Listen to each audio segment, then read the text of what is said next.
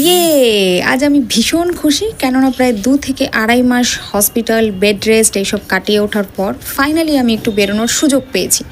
যাওয়ার আছে আমার একটা বার্থডে বাড়িতে, যেহেতু বাড়ি থেকে অনেকটাই ডিস্টেন্সে আমাকে যেতে হবে, তাই বন্ধুদের মধ্যে কেউ একজন দায়িত্ব নিয়েছিল আমাকে বার্থডে বাড়ি অবধি পৌঁছে দেওয়ার, এবং কেউ একজন আগে থেকেই দায়িত্ব নিয়েছিল আমাকে বাড়ি ছেড়ে দেবে। বাট আমি বললাম আমি এখন একটু স্টেবল আছি, তো আমি একাই চলে যেতে পারবো।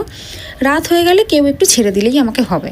তো এখানে তাড়াতাড়ি করে রেডি হচ্ছি, কেননা ওখানে গিয়ে আমার এবং আরেক বন্ধুর একটা গুরু দায়িত্ব পালন করার ছিল, সেটা হচ্ছে ডেকোরেশন, এবং যার বার্থডে সেটা তার কাছে একদম সারপ্রাইজ থাকবে। তো ছটপট করে রেডি হচ্ছি, কেননা এতটা দূর যাব, তার ফেরার আগে ডেকোরেশন করব। তো ফাইনালি আমি রেডি হয়ে গেছি। দেখো, রেডি হতে হতেই এখানে ঘেমে স্নান। যাই হোক, কীরকম ডেকোরেশন করেছি সেটা দেখো।